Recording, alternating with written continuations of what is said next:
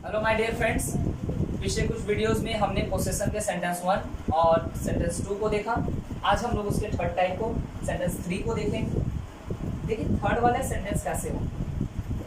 राम के पास पैसे होंगे। यहाँ हम ऐसा मानते हैं कि राम के पास आने वाले समय यानी फ्यूचर में पैसे हों। तो ये जो सेंटेंस है किसको बता रहा है?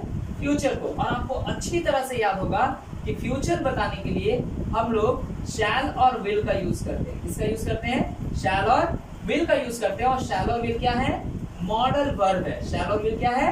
Modal verb. जब मैं आपको मॉडल वर्ब पढ़ाऊंगा उस वक्त बताऊंगा कि हम लोग अब चाहे तो सारे सेंटेंसेस में विल का यूज कर सकते हैं। ठीक है, उसके कुछ कंडीशन है, उन कंडीशन को पढ़ना पड़ेगा। तो मॉडल वर्ब में हम इन दोनों को डिफरेंशिएट कर देंगे। फिलहाल आप यही तरीका अपना लें कि आई और वी के साथ शैल लगाते हैं, बाकी सबों के साथ विल लगाते हैं। ठीक है, राम के पास पैसे होंगे तो फ्यूचर को बताने के लिए हमें शैल विल का यूज करना है। और शैल और विल क्या है? एक मॉडल वर्ब। अब पोसेशन बताना है ना, हमारे पास पास भी है यानी पोसेशन भी है। और पोसेशन बताने के लिए हमारे पास तीन ही शब्द है, हैज, हैव और हैड। अब सोचिए अगर प्रेजेंट होता तो हम हैज हैव को कोशिश करते लाते, और हैड पास्ट होता तो हम हैड को लाने की कोशिश करते। लेकिन यहाँ सेंटेंस तो फ्यूचर का है, और जब सेंटेंस फ्यूचर का है तो हम सबसे पहले सब्जेक्ट के साथ ऑक्सिलरी के रूप में किसको यूज करेंगे? शैल और विल को।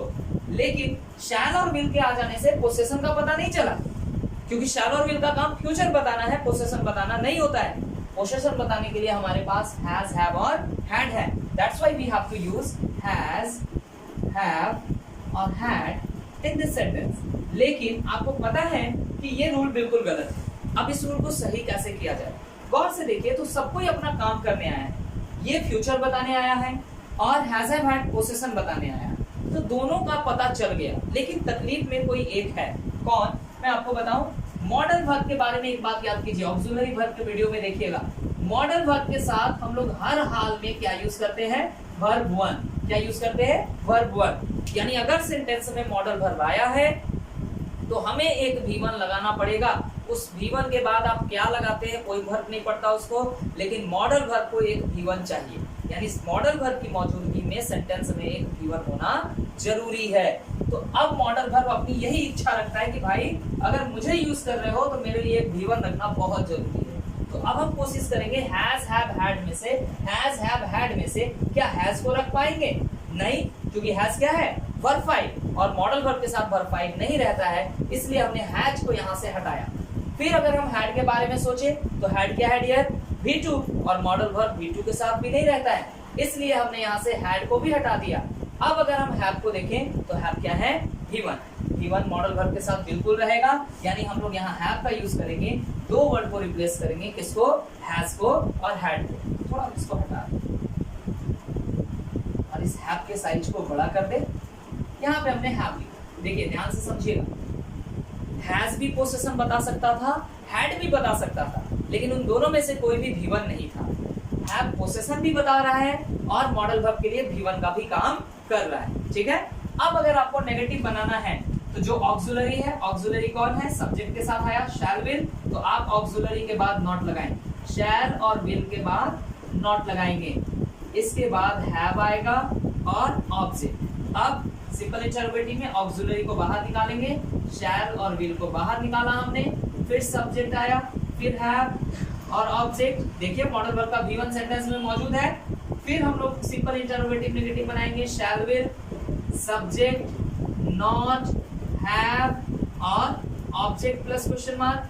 अब इन दो सेंटेंसेस में हमें क्वेश्चन वर्ड का यूज करना है। क्वेश्चन वर्ड शैल और विल प्लस सब्जेक्ट, फिर हैव, फिर ऑब्जेक्ट और क्वेश्चन मार्क। फिर हम लोग शैल विल का यूज करेंगे क्वेश्चन वर्ड के बाद, लेकिन क्वेश्चन में नेगेटिव है तो नॉट लगाएंगे सब्जेक्ट के बाद, हैव, ऑब्जेक्ट और क्वेश्चन मार्क। ये हुआ इसके 1 into 6 का प्रोसेस। Let us deal the sentence. We have the sentence Ram के पास पैसे होंगे। Ram will have money. Ram will have money. Ram will not have money. Will Ram have money? Will Ram not have money? Why will Ram have money? Why will Ram not have money? मेरे पास किताबें होंगी। I shall have books. I shall not have books. Shall I have books? Shall I not have books? Why shall I have books? Why shall I not have books?